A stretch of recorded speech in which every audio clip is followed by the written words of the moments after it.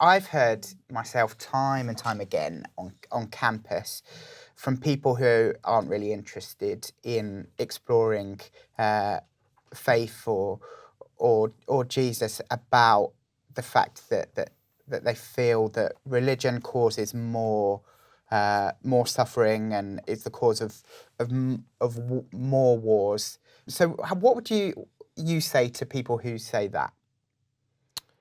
Yeah. Do you want to? Yeah. I've got some thought for this because I think it's an objection I've heard quite a lot, and I probably used to have it myself as well. Like, why am I part of this when we're causing so much trouble?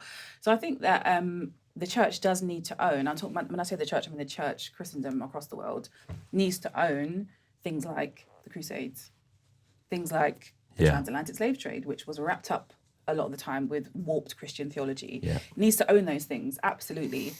And just put our hands up and say, this is what happened. And I think that what it's doing when we point that out, it's again pointing to the fact that the church should know better. So that there's this guy called Glenn Scrivener, and he has a conversation with this guy called Tom Holland about sort of Christianity and its development in the West. And Not Spider-Man. not Spider-Man, no. Very different. How awesome would that be? Spider-Man, what do you think about Christendom and its... So I think that with this question of the church, the harm that the church has done, which is a very live question right now, I could talk about it for a long time, the harm that the church has done. It's one of the things that Glenn Scrivener says is when Christianity is put in the dock and tried for its offences against humanity, and rightly so, the same God of justice who did it to his people in the Old Testament, often the standards by which the church is judged are standards that come out of the Christian faith. Yeah. So they should know better, because you're saying it's coming out of the person of Jesus, it's coming out of the person of God, the God of justice, etc., and you're not living up to that standard. And so it is our cry, and a very correct one, for justice in this regard, actually pointing us to the one who is just, not pointing you away from him.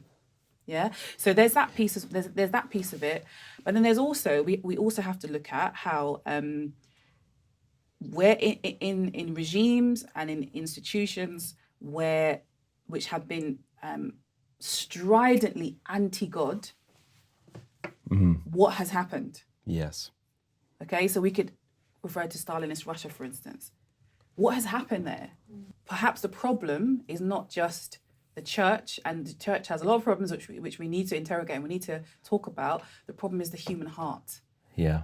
Yeah, that the human heart is in need of a saviour. And when we do things to offend and hurt others, even claiming to be Christians, it's just pointing us to the fact that you need to be changed and transformed by the God that you say you worship.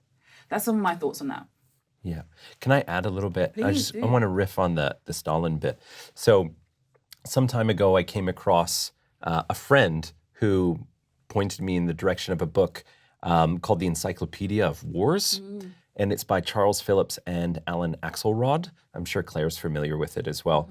And so the work, this is very interesting. So they cover the wars from 3500 BC to present. And they identify 1,763 wars. And out of that total number, that 1,700 plus, only 123 of them had religious causes. So that's just like to put things into perspective as we're thinking about it. Now, that isn't trivial in the sense that any war in the name of Jesus, let's say, is horrific. That when Peter took out his sword, what did Jesus say? He didn't say continue. You know what I mean? He said, put it away. Live by the sword, you're going to die by the sword. And so any sort of war, any sort of spilt blood in the name of Jesus is utterly and absolutely shameful.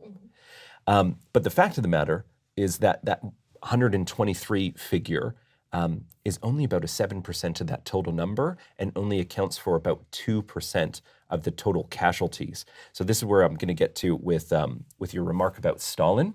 So you just have to think about some of the atrocities in the 20th century.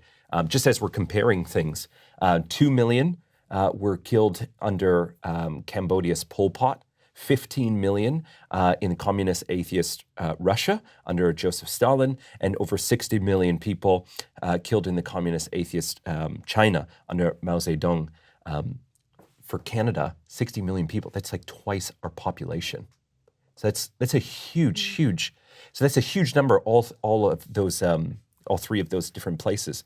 And I have a quote here by David Berlinski, who's a secular Jew and an author, and he's from Princeton University. He says this, quote, "Just who has imposed on the suffering human race poison gas, barbed wire, high explosives, experiments in eugenics, the formula for Zyklon B, heavy artillery, pseudo-scientific justifications for mass murder, cluster bombs, attack submarines, napalm, intercontinental missiles, military space platforms, and nuclear weapons?